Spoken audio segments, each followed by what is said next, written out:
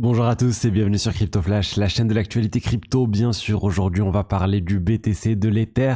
BTC qui a dépassé son plus haut historique. Toutes les crypto-monnaies, quasiment toutes, sont en hausse aujourd'hui. Je vous parle de ça, mais de plein d'autres sujets.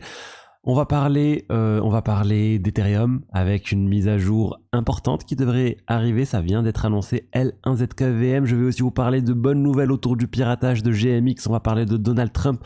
On va parler de Realty avec des accusations de scam autour de Realty provenant de médias américains et de pas mal d'autres choses. Commençons par le cours des cryptos. On a un BTC à 117 000 $ plus 5,8%. Hausse significative.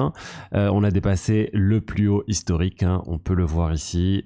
Ça a été dépassé. Ça fait du bien. Ça, vraiment, le graphique du BTC ne fait que monter là depuis un certain temps. C'est la crypto qui est à part, qui est adoptée par plein de pays différents, plein de sociétés différentes. Bref, il se passe plein de bonnes choses autour des crypto-monnaies. L'Ether aussi, c'est pas mal ce qui s'est passé. On a atteint les 3000 $. Alors, on est toujours plus bas que décembre. On avait atteint les 4000 $. Je sais pas si vous vous rendez compte quand même la baisse qu'a connue l'Ether. On est passé de 4000 $ en décembre à 1300, à peu près 1400 en avril. Et là, on fait x2 déjà par rapport à avril. Bref, ça continue de monter. Pour moi, c'est que le début. Je suis persuadé que les crypto-monnaies ont encore une très grande marge de progression. Espérons que ça continue avec l'inflation aussi selon les sources. C'est pas les sources officielles. On est ici sur Trueflation. L'inflation aux États-Unis, elle est calculée sur Trueflation avec en fait ils récupèrent les prix tous les jours de divers articles sur Amazon, sur les prix des maisons, etc. Ils font un calcul de l'inflation en temps réel qui est plus précis, ou en tout cas beaucoup plus rapide, qui est obtenu beaucoup plus rapidement que les chiffres officiels. Et là, on est à 1,67%. Donc, on est bien en dessous des 2% d'inflation. Et ça, c'est vraiment très bien. On est même passé à 1,3% en avril.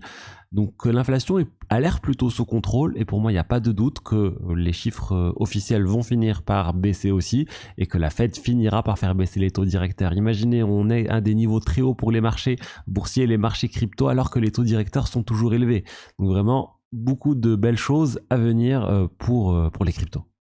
On vient à peine de commencer, j'ai encore plein d'autres actualités, mais juste avant, il y a 10 € offerts sur Bitvavo, le partenaire crypto de la chaîne, cet exchange européen où il suffit de mettre un dépôt minimum de 10 € pour obtenir 10 € et faire ce que vous voulez sur la plateforme. Bitvavo, les frais sont vraiment bas, les paires USDC 0,05%, il y a près de 400 crypto-monnaies différentes, très simple d'utilisation, virement SEPA instantané et ça permet aussi de soutenir la chaîne. Alors, je vous ai dit, une mise à jour sur Ethereum, ça vient d'être annoncé. Et ça parle de ZKEVM. Oui, vous lisez bien, une ZKEVM sur Ethereum, ZK pour Zero Knowledge. En fait, Ethereum veut intégrer la technologie Zero Knowledge directement sur le réseau principal Ethereum et ne pas se baser uniquement sur des L2 avec cette technologie. Cette technologie a vraiment énormément d'avantages. On pourra augmenter la scalabilité, la mise à l'échelle du réseau Ethereum grâce à ça. On peut imaginer, on va avoir une plus grande quantité de données qui peuvent être envoyées dans une même transaction. On imagine aussi plus tard ce qui va arriver, ils l'ont sous-entendu, une sorte de L2 natif à Ethereum où il n'y aura plus les contraintes, les risques de centralisation actuels des divers L2 sur Ethereum. C'est Layer 2, donc c'est une très bonne chose qui est en train de faire et ça devrait se faire d'ici un an. Petit à petit, ils vont le rendre optionnel au début pour les validateurs et petit à petit ça va arriver. Donc vraiment toujours Ethereum en train d'innover, en train d'utiliser des technologies de pointe pour changer fondamentalement la blockchain. C'est vraiment à l'opposé de ce que fait le Bitcoin. Le Bitcoin essaie de pas trop évoluer et c'est aussi sa force. Ethereum, ils ont une autre vision où ils essayent de faire pas mal de mises à jour, être toujours au top d'un point de vue technique, mais à la cible aussi. Il faut pas oublier qu'Ethereum, ils veulent aussi arriver à une cible stable qui n'évolue pas trop, mais pour l'instant ils disent qu'on n'y est pas encore. Donc ça c'est vraiment une très bonne chose, cette ZKEVM qui devrait améliorer les performances sur le réseau Ethereum et avoir plus de décentralisation au niveau des L2. La fondation Ethereum aussi, il y a un mème sur la fondation Ethereum, comme quoi à chaque fois la fondation Ethereum arrive à vendre au plus haut. Et là on a l'information comme quoi effectivement ils ont vendu, c'est sorti le 11 juillet, mais ils n'ont pas vendu au plus haut, ils ont vendu en moyenne au début de semaine à 2500 $. Donc ils ont clairement loupé la hausse là qu'on a connue hier et aujourd'hui, mais c'est drôle quand même de voir la fondation Ethereum qui a un timing intéressant. Et qui a acheté à la fondation Ethereum? Eh ben, c'est Sharplink Gaming, la société qui est dirigée en partie par le cofondateur d'Ethereum aussi et qui accumule énormément d'Ether. Il continue d'acheter de l'Ether directement à la source, à la fondation Ethereum. Ensuite, très bonne nouvelle, vraiment, ça vient de sortir. Le hacker de GMX a rendu l'argent. Il a rendu l'écrasante majorité de l'argent, sachant qu'il avait investi dans de l'Ether. Avec l'Ether qui a monté, il a pu rendre en fait plus. Il a gardé 5 millions de dollars, une bounty, une récompense, et il a pu rendre la quasi-totalité. On parle de 41 millions, 42 millions, bref. Quasiment tout a été rendu. Très très bonne nouvelle vraiment pour GMX qui s'en sort vraiment bien. Une faille majeure qui au final n'a pas d'impact incroyable. Alors, et selon en fait les dernières informations aussi, la faille a été introduite en 2022 suite à une autre faille de sécurité qui avait été trouvée. Le gentil hacker cette fois, il avait obtenu 1 million de dollars de récompense. La faille n'a été publiée qu'en mars 2025 et c'est sans doute cette faille qui a permis en fait aux hackers d'identifier la manière dont ça a été corrigé et de trouver des vulnérabilités dans cette manière. Donc plusieurs années après, plus de 3 ans après, pourquoi cette faille a été rendue publique que 3 ans après la correction, je ne sais pas, mais c'est vraiment un coup de bol, je veux dire, pour GMX de récupérer l'argent. Alors, je vous le montre ici, hein, pour ceux qui cherchent la source de la formation sur la faille qui a été introduite en 2022. Ça vient de PeckShield, qui est une société d'audit assez connue, qui nous explique que vraiment le bug a été introduit suite à la correction de cette faille 2022. Alors, ensuite, Donald Trump, il y a les accusations de conflit d'intérêts entre Donald Trump qui continuent. Ça nous vient de Bloomberg. Et ce qui est reproché, en fait, c'est que CZ a demandé un pardon à Donald Trump, alors que la société dont CZ est propriétaire, même s'il est plus dirigeant, Binance, aurait en fait contribué à développer, même ils auraient développé le code du stablecoin de World Liberty Financial, l'USD One. Ils auraient publié le code, ils auraient fait la promotion. Et en plus de ça, Binance a accepté un investissement d'un fonds des Émirats Arabes Unis payé en stablecoin USD One à hauteur de 2 milliards de dollars. Et les 2 milliards de dollars sont toujours chez Binance d'ailleurs. Et ça génère en théorie des intérêts pour la société de Donald Trump, l'USD One, parce que y a l'argent qui est placé et 2 milliards placés à 5%, ça rapporte dans les 50 millions de dollars par an, donc c'est pas négligeable. Et certains disent c'est une sorte de corruption en fait déguisée entre l'univers de la crypto et Donald Trump. Et il y a d'autres éléments en fait un peu similaires. On a Justin Sun qui a annoncé avoir acheté 100 millions de dollars du token de Trump, et Justin Sun aussi, il avait des poursuites contre lui. Il est un peu en train de s'acheter tout simplement sa liberté grâce à ça. CZ aussi avait des poursuites. La SEC avait poursuivi Binance, ils ont retiré leur plainte. Donc est-ce qu'il y a un lien? Enfin bon, vous voyez un peu l'aspect conflit d'intérêts. C'est vrai que c'est assez étrange.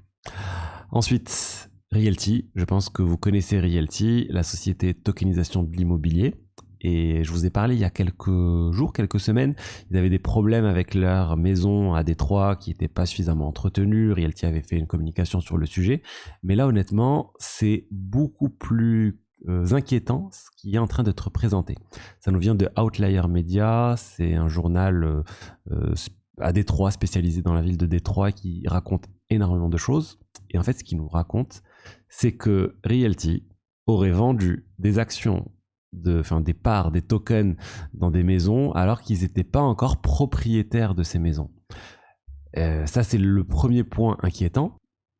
Donc, je dis la vente de jetons alors qu'ils ne les possèdent pas encore. A priori, c'était juste retardé, mais il y a pas mal d'autres choses.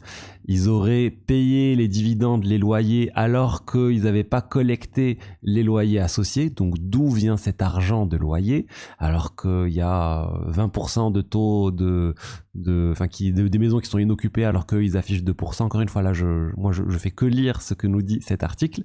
Et un certain nombre d'autres choses qui inquiètent. Et certaines personnes sont en train de dire c'est juste un scam Realty. C'est juste on se rapproche d'un Ponzi Madoff. C'est un investisseur qui a acheté des jetons sur Realty qui a dit ça et qui décide de tout retirer. Il donne pas son nom, mais il y a plein de choses comme ça un peu bizarres. Et ils se basent sur des documents publics en fait pour dire ça. Ils ont dit Realty a vendu 664 maisons à Détroit, et sur les 664, on en a une bonne partie, 10% pour lesquels il n'y a pas le nom en fait, enfin il y a pas l'acte de vente associé à Realty. Realty n'est pas noté comme propriétaire dans les documents officiels.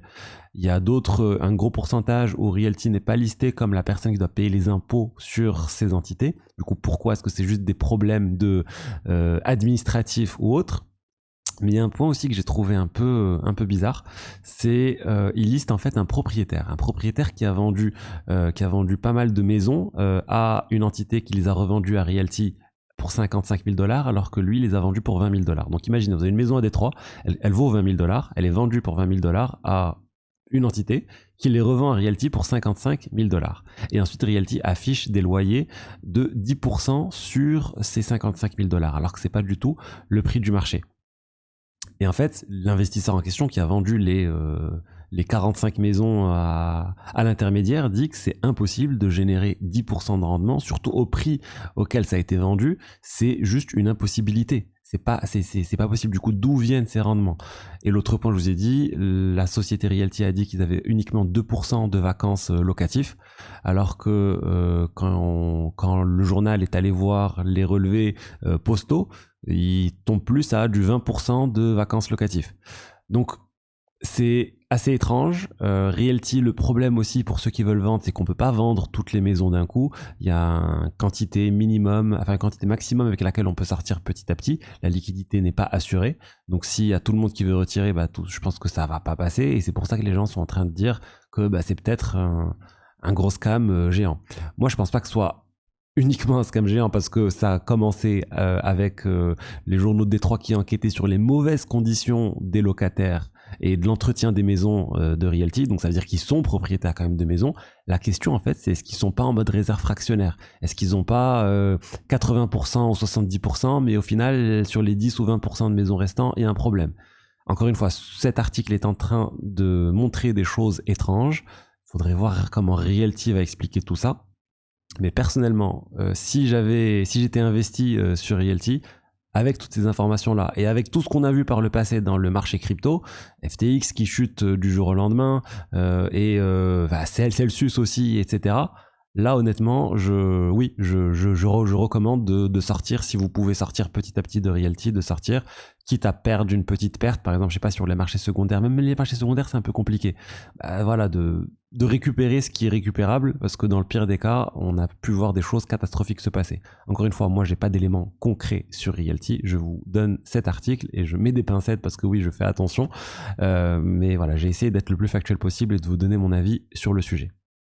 Ensuite, la finance décentralisée se porte toujours très bien. Je voulais juste montrer cet article qui montre que AAV a surperformé le secteur au niveau de la TVL là, sur le deuxième trimestre. AAV, on le sait, ça se porte extrêmement bien. Il y a 50 milliards de dépôts là quasiment sur AAV, mais c'est pas les seuls. Euler aussi. Euler, très gros succès. Ils ont dépassé leur plus haut historique. Et Euler, c'est vraiment une des cryptos sur lesquelles j'avais investi. J'en ai parlé dans mon accompagnement privé là en novembre. Ça va aller dans les 3 à 4 dollars. Là, on est autour de 15 dollars pour Euler.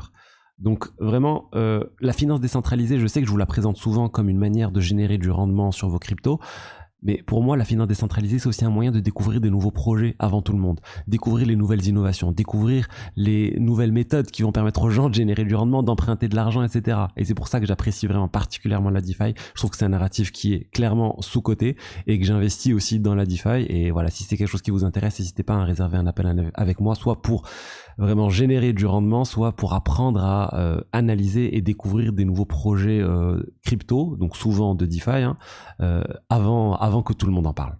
Voilà ce que je voulais vous dire aujourd'hui sur les actualités crypto. J'espère que le contenu vous a plu. Si c'est le cas, n'hésitez pas à liker, commenter, vous abonner. Et je vous dis à demain pour la suite. Allez, au revoir, ciao, ciao.